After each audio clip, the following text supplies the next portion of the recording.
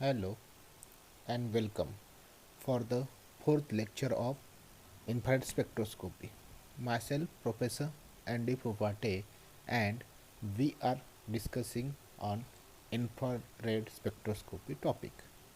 So, this one is the fourth lecture, and we take small overcap on the infrared spectroscopy 3. So, in the case of infrared spectroscopy 3, we just discuss about two types of detector.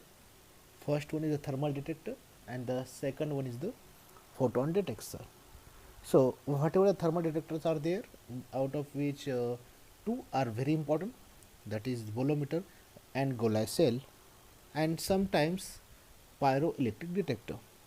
And uh, also the thermocouple is also important because that related with the any kind of thermal chapter we studied, means heat related chapter, thermocouple are mostly used. And in the case of photon detectors, photoconductor detector and semiconductor detectors. So in the case of bolometer, we just discuss about the whatever the Wheatstone bridge network is depend, out of which they have four arms. One resistance is unknown, three resistance is known.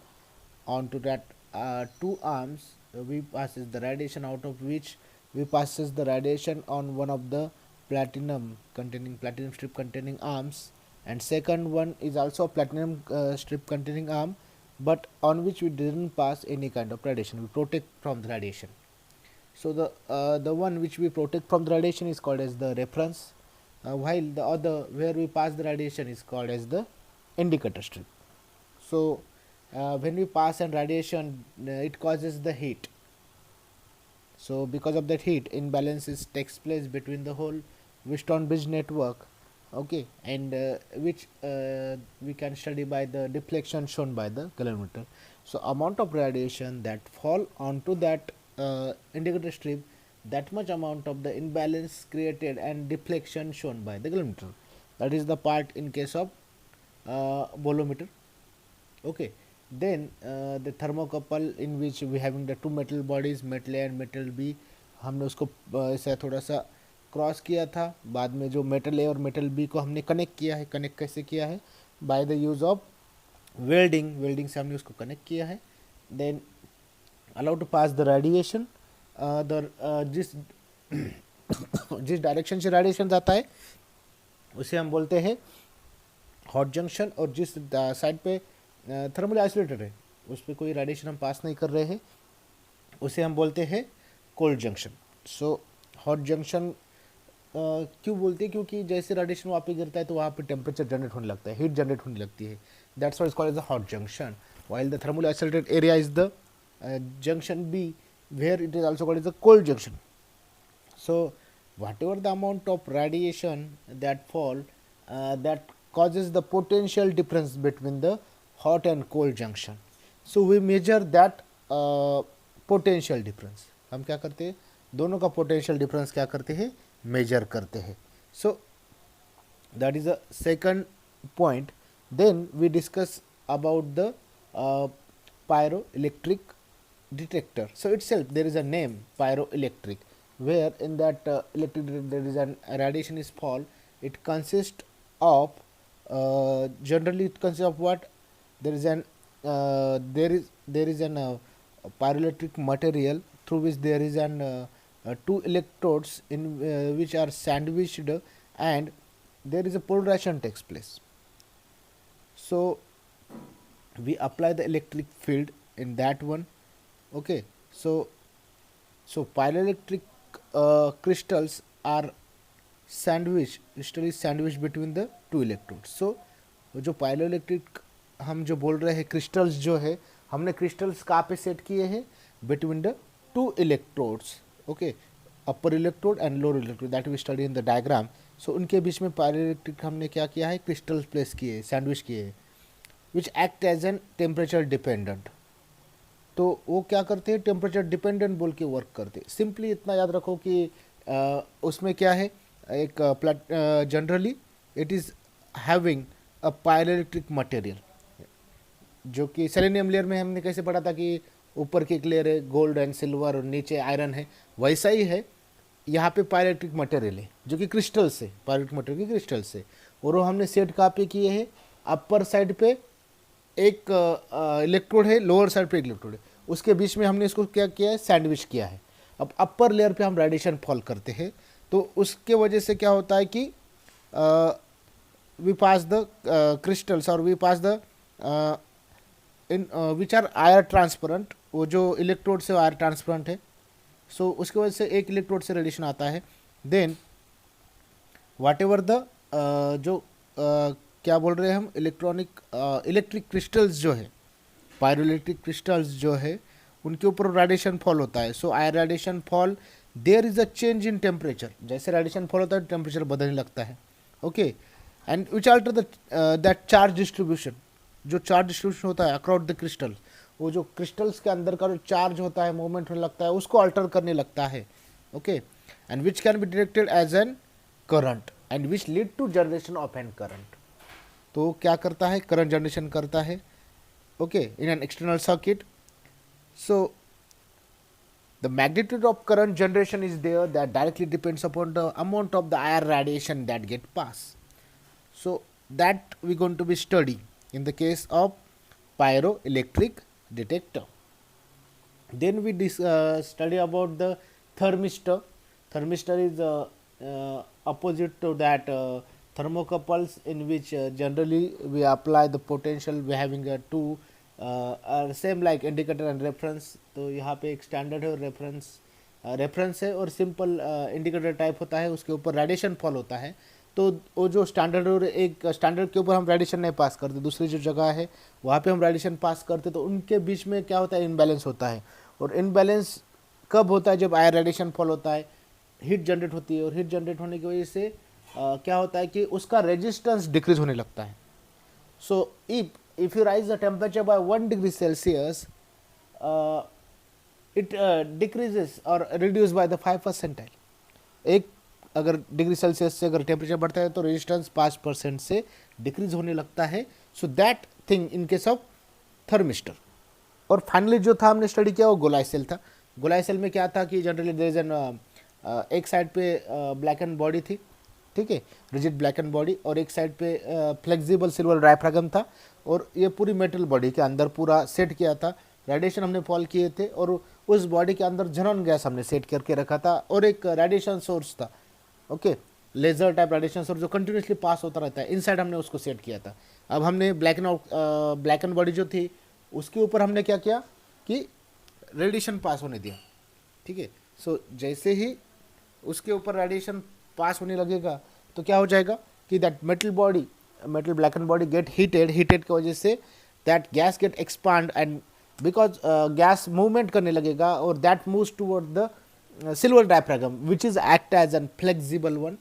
So because that is a flexible, the silver diaphragm try to move, and the movement is directly depends upon the amount of heat generated, and simultaneously what we do, we put up that source, हमने वहाँ पे source put up किया है, और जो कि light produce कर रहा था, और लाइट वहाँ से सिल्वर डायफ्रागम की तरफ ही हमने उसको मूव करके रखा था। जब उसमें सिल्वर डायफ्रागम की कुछ मूवमेंट नहीं होती है तो लाइट पास नहीं होता बाहर, लेकिन जैसे उसकी मूवमेंट होने लगती है तो क्या होता है, that radiation goes outside, radiation बाहर जाने लगता है।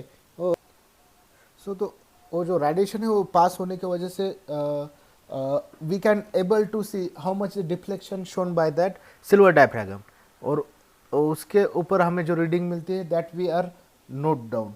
So that Golay cell is another very important detector that we have studied. Then we study about the that photon detectors. So in the case of photon detector generally simple UV के जैसा base था, simple था, radiation, they are poor conductor रहते हैं, semi conductor रहते हैं, तो उनके ऊपर रेडिएशन फॉल होता है तो इलेक्ट्रॉन जर्मिनेट होता है। So amount of electron that get germinated, semi conductor और photo conductor both are same.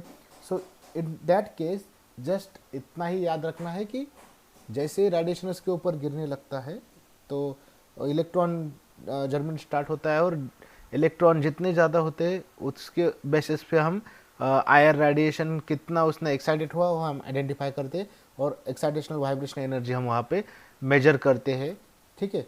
So that whole things up till now we studied in the case of IR spectroscopy's instrumentation. Now in today's lecture we are going to be study about the application of IR. So we have some certain two objectives, like to study in detail about quantitative and qualitative analysis. हम यहाँ पे quantitative as well as qualitative analysis करने वाले हैं, उसी के basis पे एक पूरा क्लासिफिकेशन है. We are taking somewhat detail because sometimes the question may ask to you explain in detail application of IR for 6 mark 12 marks. So we don't know about that one, so we go somewhat detail about the applications of IR. So as applications, first objective is quantitative analysis, and second one to understand the different applications of IR. So हमें क्या करना है कि another application, different application भी है, वो भी हमें इस चीज़ में स्टडी करने हैं, ठीक है. So now move toward the application of IR. तो सबसे पहले हम उसमें स्टडी करने वाले हैं qualitative analysis. So in the case of quality, not quantity, here is an where identifies a qualitative analysis. So how we check the quality? First of all is the identification of substance. तो पहला point क्या है? Identification of substance है. तो हम substance को identify कैसे कर सकते हैं? आपके पास अगर कभी भी एक चीज़ याद रखनी है कि आपके पास एक आधा स्टैंडर्ड रहेगा और आपके पास क्या दिया जाएगा? एक अननोन सैंपल दिया रहेगा. तो हमारे पास बहुत सारे सैंपल्स है, बहुत सारे स्टैंडर्ड उसके ग्राफ रहेंगे और हमें अननोन सैंपल दिया गया है. तो हम क्या करेंगे? To compare the spectrums. आपके पास सैंपल कौन सा दिया गया है, उसका ग्राफ बराबर आ रहा है कि नहीं है, that we can do to compare the spectrums. एक चीज़ कभी भी याद रखना है कि no two samples will have identical IR spectrums. कभी भी दो सैंपल के आइडेंटिकल IR स्पेक्ट्रम कभी भी नहीं होंगे. ओके, सो क्राइटेरिया में दिया गया है कि sample and reference must be tested in identical condition. The first requirement is very important. अगर आप टेस्ट कर रहे हो, ठीक है, आपके पास स्टैंडर्ड है, आपके पास सैंपल है, आप उसका स्टडी कर रहे हो, लेकिन कंडीशन क्या होगी कि आपने एक बार स्टैंडर्ड लिया है, उस वक्त एटमॉस्फेयर थोड़ा कूल था, ठीक है, एक्स्ट्रा एटमॉस्फेयर, बारिश के दिन थे सपोज, तो हम उसमें स्टडी कर रहे हैं, स्टैंडर्ड के बारे में ग्राफ लिया, सब कुछ लिया. और हम समर के दिनों में हम क्या कर रहे हैं कि आपका सैंपल स्टडी कर रहे हैं. तो दोनों में चेंजेस क्या होगा कि yes there might be changes like temperature. Okay, so that physical state everything is going to be change. So what we do, we keep it as it is. जो कंडीशन हमने सैंपल के लिए ली थी वही condition हम standard के लिए रखेंगे. सो दोनों की भी कंडीशन मैच होनी चाहिए, तभी हम क्या कर सकते हैं? कंपैरिजन कर सकते हैं. Just not only the conditions, physical condition ही नहीं है, टेम्परेचर ही नहीं है, even the kind of solvent that we are using, जिस सॉल्वेंट में आप उसको मिक्स कर रहे हो उसकी सॉल्युबिलिटी भी सेम ही होनी चाहिए, उसका her nature, even the pH of the solution is also the same, which may affects your results. So just take care about that one, that whatever things that we are using for standard, that must be carry for the sample too. Means not a single variation is required or not taken, because that may affects. So whatever the, and then if you keep it the same condition, then we can done the comparison of the spectrums. So on the basis of that one we can identify the substance. If there is an example like the fingerprint regions, okay, so A point is there, the fingerprint regions. Okay, so there are the, first of all, in IR spectroscopy there are the two regions, functional group region and fingerprint regions. In the case of fingerprint region, generally we identify the functional groups. So small difference in structure and constitution of molecules. Okay, small difference in structure and constitution of molecule result in significant change in the peaks in the region. ठीक है, अगर आपने थोड़ा सा भी changes किया है, small changes, small difference in structure and constitute of the molecules, उसका अगर थोड़ा स्ट्रक्चर भी बदला, उसके कंस्टिट्यूएंट अगर कोई कंपाउंड उसमें ऐड किया, एक आधा हैलोजन हमने अगर उसमें ऐड किया, so that constituent structure and constitution of molecule result in significant change in the peaks in the regions. Hence the region help to identify an unknown compounds. तो उस बाइंडिंग के बेसिस पे, नए group form होने के basis पे हम क्या कर सकते हैं, reason help to identify an unknown compound, हम अननोन कंपाउंड उसमें से आइडेंटिफाई कर सकते हैं.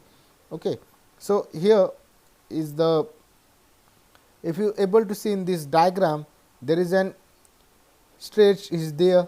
So here is an one stretch, here is an two different groups. Here is what the group frequency region and fingerprint region is there. Okay, so if you able to see, here is shear stretch, here shear stretch, here is shear stretch, here is the same. So here is not a change in this graph, but what we do, we are adding this CS3 CS3 and one of the hydrogen of this group. Okay, so one of the hydrogen of this group is replaced by this CS3, or we remove, in the case of this one we remove the CS3 by the hydrogen. So there is a slight change in its structure, उसके structure में slide changes होने लगेंगे, और वो structure में changes अगर आपने यहाँ पे देखा है तो इसमें कोई चेंजेस नहीं है, लेकिन जैसे आप यहाँ पे आओगे तो चेंजेस आपको दिखाई देंगे. Okay, even here is also you can able to see the certain changes.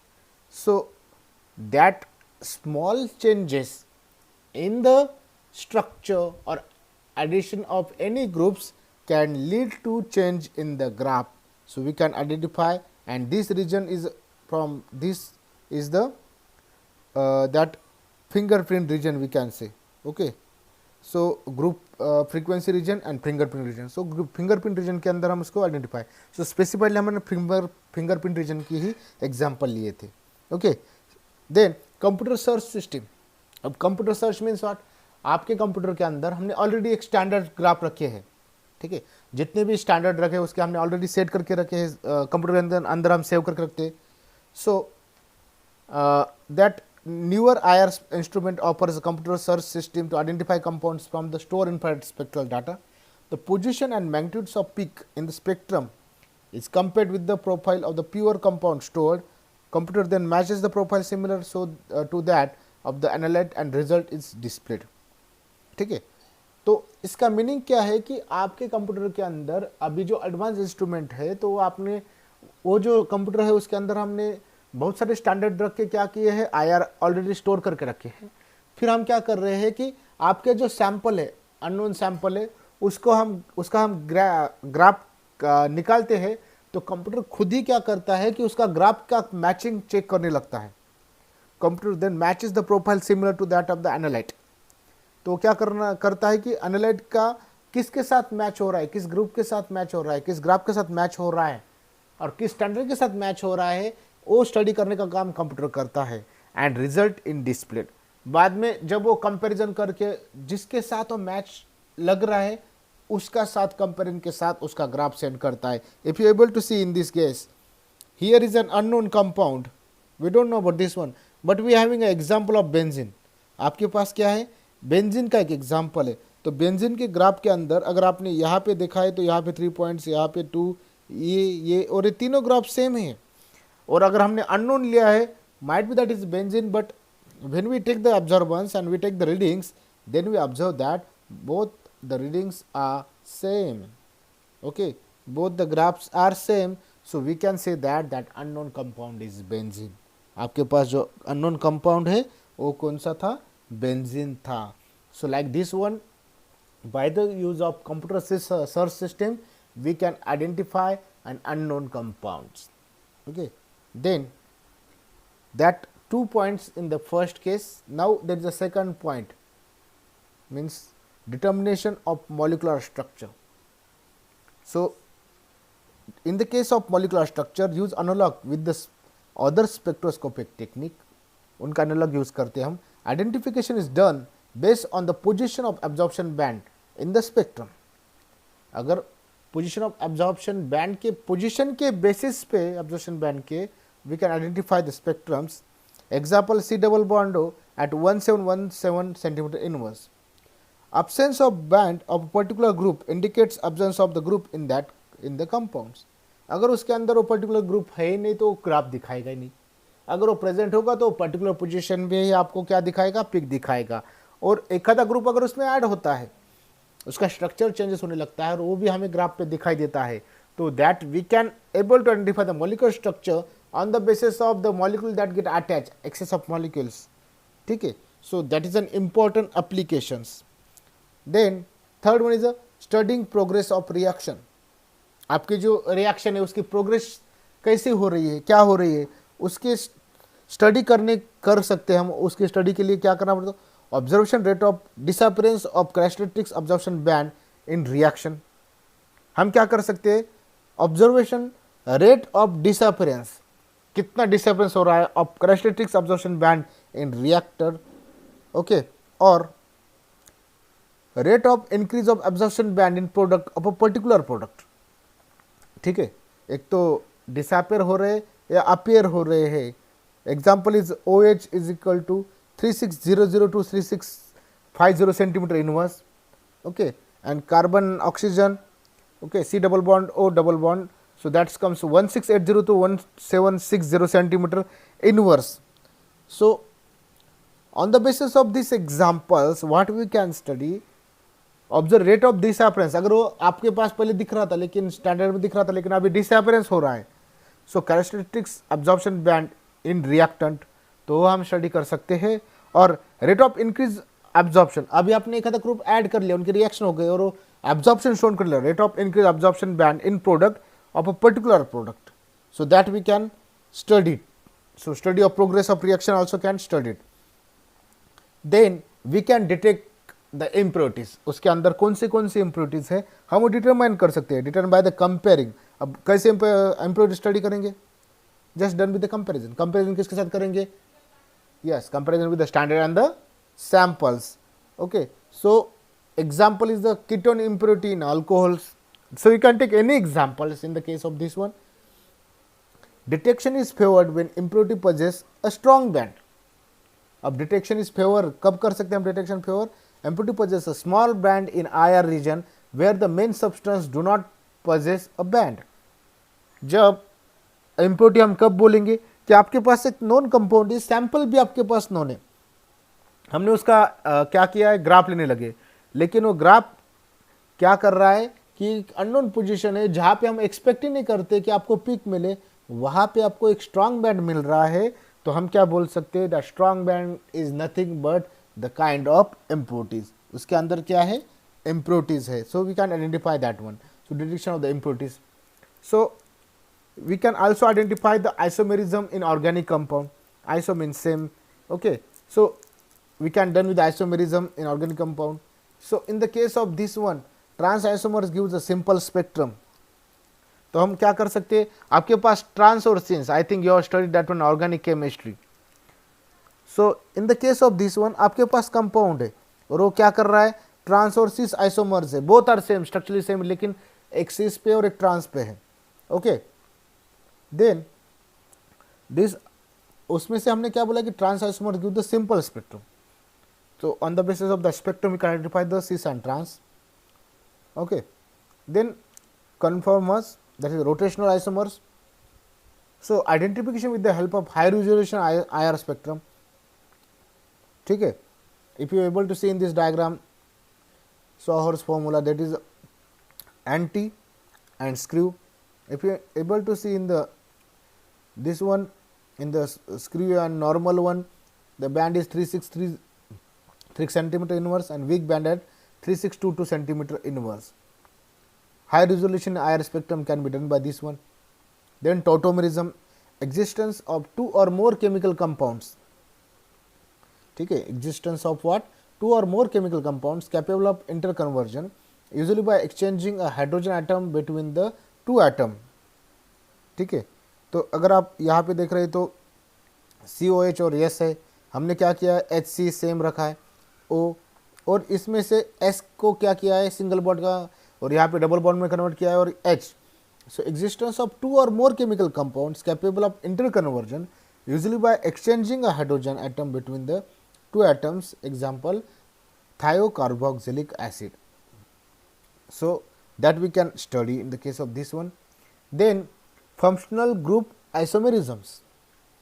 So isomerism shown by compound having same molecular formula but different functional groups. So if we take the example of diethyl ether, CH3O CH3, and we are taking the example of CH3 CH2OH. If you are able to observe, the number of carbons are there 2, hydrogen 6, oxygen 1. Here is also number of carbon 2, hydrogen 6, oxygen 1. Name are changes. Shows by compound having a same molecular formula. Molecular formula दोनों पे भी same है, C2H6O, but different functional group पे identify कर सकते हैं हम, और वो पर्टिकुलर पिक्स भी हम आइडेंटिफाई कर सकते हैं. ठीक है. So like this one we can able to identify, like OH is given this peak at this one, but in case of ether it not going to be given because there is no alcoholic group in that case. So we can identify functional groups. Then application of IR spectroscopy to inorganic complexes. Inorganic complexes के वक्त हम कैसे कर सकते हैं? So difficulties. First one is high modes of vibration. Since they are contain more than 5 atoms, hence minimum 10 modes of vibration is there. कभी कभी अगर उसमें 5 आइटम रहेंगे तो मोड्स ऑफ वाइब्रेशन बढ़ेगा. Lower symmetry of complex due to formation of ligands, polynuclear complexes, the symmetry, lower symmetry of complexes may takes place. Also the whatever the formation of chelates are there, that can be studied. Large number of new bands appears because of the chelates. There is a formation or number of new bands appears takes place. Okay. Then there is a shape of symmetry of a molecules. Then whatever the shape of symmetry of a molecule that we can study. So nitrogen dioxide NO2 हम जो बोलते हैं, if linear only 2 bands should be present. Okay, we already study about that one. If it bent, center point is different. Nitrogen dioxide NO2 हमने लिया example. If it linear, एक जगह पे straight है, बेंड नहीं हो रहा है. बेंड कब होगा? बेंड होने की वजह से आप यहाँ पे अगर हम स्टडी करेंगे तो क्या हो रहा है कि आपके पास एक पॉइंट है. ठीक है. Suppose we are adding certain groups. ठीक है. हमने यहाँ पे एक पॉइंट लिया है और यहाँ से ऐसा एक पॉइंट ड्रॉ किया है. So that is the bending. और अगर हमने यहाँ से एक शिफ्ट करके एक ऐसा प्लेन ही लिया है. So if you take the example of springs, so if is linear then क्या हो जाएगा, यहाँ से यहाँ तक और यहाँ से यहाँ तक ऐसा ऐसा मूव होने लगेगा. So that is a linear part. लेकिन बेंडिंग की वजह से क्या हो रहा है कि ऐसा मूवमेंट ऐसा यहाँ से यहाँ पे, यहाँ से यहाँ पे. So what going to be happen, nitrogen dioxide क्या करेगा, only 2 bands should be present if it's linear. 3n-5 के रूल पे हमने स्टडी किया था और 3n-6 के ऊपर भी हमने स्टडी किया है. तो बेंडिंग के वक्त 3 band should be present. Actual spectrum shows 3 peaks at, actual spectrum क्या करेगा कि हमें 3, if able to see in this one, it can able to see 3 peaks at 750, at 13203 and 1616 centimeter inverse.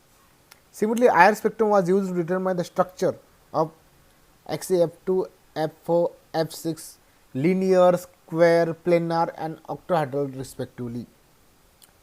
तो हम कितने बैंड से, नंबर ऑफ बैंड से, whether is linear, whether it is bend, everything we can study.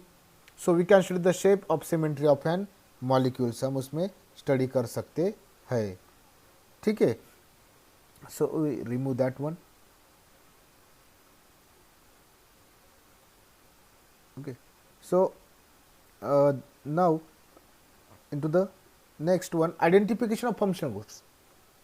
हमें functional group identification, अब दोनों भी इस कंपाउंड में अगर हम ऑब्जर्व करेंगे तो यहाँ पे कार्बन है due to presence of functional group regions. So we can identify functional groups if there is a presence of 2-methyl 2-propanol. So here is CH3 CH3 CH3 COH. तो ये जो हमें पिक्स मिल रहा है 3500 से लेके 3100 सेंटीमीटर इनवर्स, लेकिन वही चीज़ हम कर रहे हैं. CH3C double bond O, changes क्या किए हमने, there is a CH2 CH3, तो ब्यूटेनॉन में हमने उसका कन्वर्जन किया है. Okay. So here the peaks shows a graph or the peaks at 1700 centimeter inverse, while in the case of 2-methyl 2-propanol it gives 350 to 3100.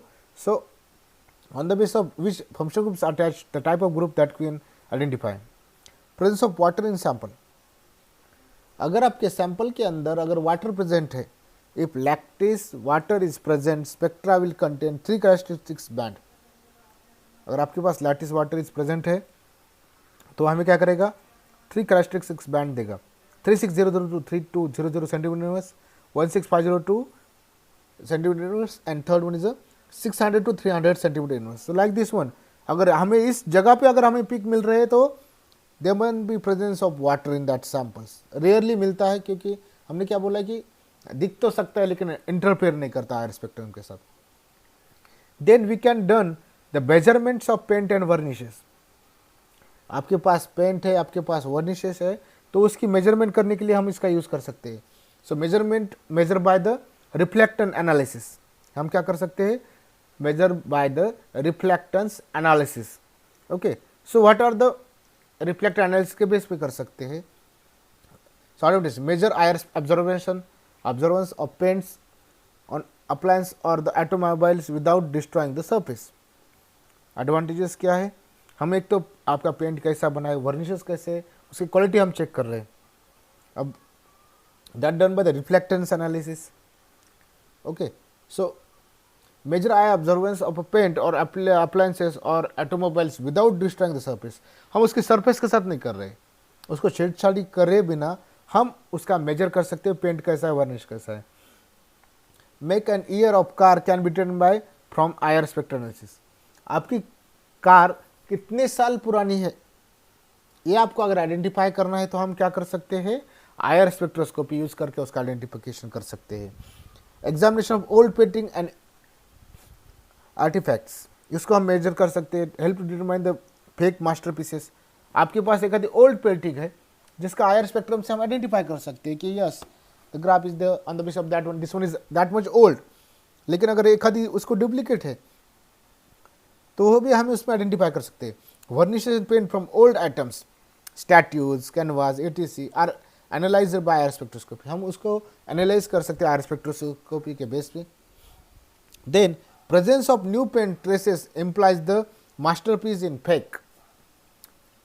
Okay, presence of new paint traces. अगर आपके पास already एक standard है उसका graph था और आपने एक fake देख रहे हैं और उसके ऊपर आपको क्या मिल रहा है, ट्रेसेस इम्प्लाइज, एक आधे अलग ट्रेसेस मिलने लगे हैं, तो मास्टरपीस इज फेक. उसके ऊपर हम आइडेंटिफाई कर सकते हैं कि ये जो डुप्लीकेट कॉपी है और इधर की क्या है, ओरिजिनल कॉपी है.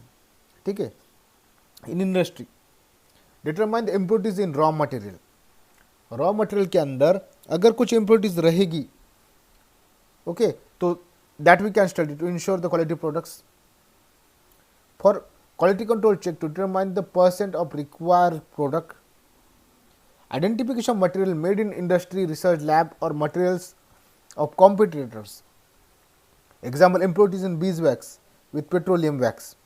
So, anything we can done compare with the materials, impurities can be studied and we just expect that the product must be quality one. Okay. So, that in case of industries. Then analysis of petroleum hydrocarbons, then oil and grease contents. Okay, so these contain carbon hydrogen bonds. Absorption at 3100 to 2700 centimeter inverse.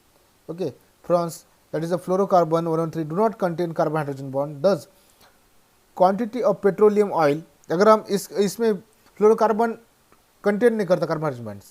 Thus, quantity of petroleum oil and gas is fluence is determined by measuring carbon hydrogen absorption at 2930 centimeter inverse. So हम उसका analysis कर सकते हैं. Then quantitative analysis of multi component mixture. ठीक है, quantitative analysis of multi component mixtures of sulfur oxygen anions by ATR. So ATR spectroscopy पे base पे भी हम उसको एनालिसिस करते हैं. Multi component mixture of sulphur oxygen anions. So FTR ATR help to, that is a Fourier transform infrared spectroscopy, ATR help to determine the sulfur oxygen anion in aqueous solution.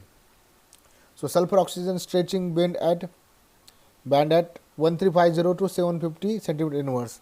So ATR uses water resistant cells, have short and reproducible effective path length. So on the basis of this one, quantitative analysis of multi-component mixture can be done by ATR spectroscopy. Then analysis of multi-layered polymeric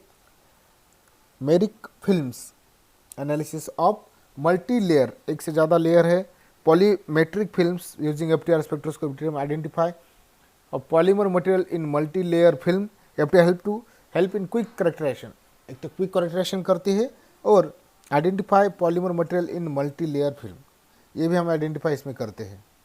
then the second point is there. Okay, classification में हमने ये पूरी जो थी qualitative थी, अब ये quantitative में चले गए. Based on the determination of one of the functional groups, आपके पास अगर फंक्शनल ग्रुप है, based on the determination of one of the functional groups, कौन सा ग्रुप है? Okay, concentration of hexanol in hexane in hexanol mixture.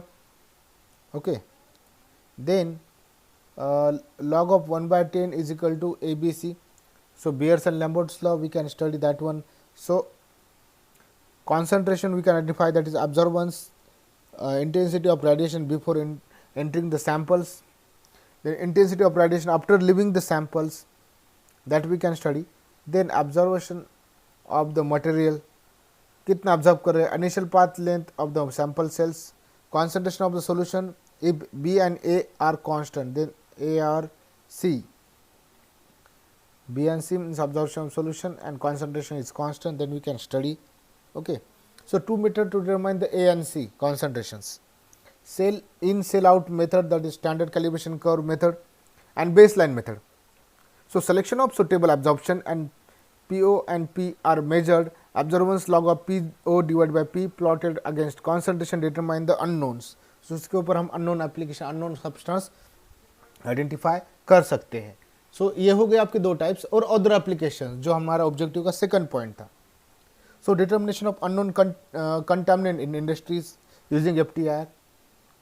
So contaminant क्या क्या हम आइडेंटिफाई कर सकते हैं.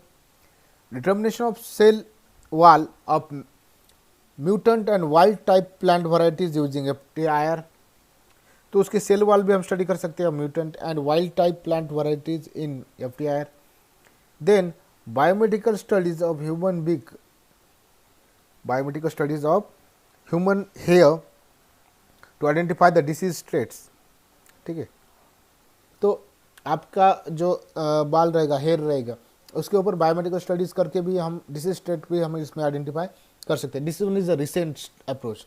आपके हेयर के बेसिस पे आपकी कैसी हेल्थ है ये भी हम आइडेंटिफाई कर सकते हैं.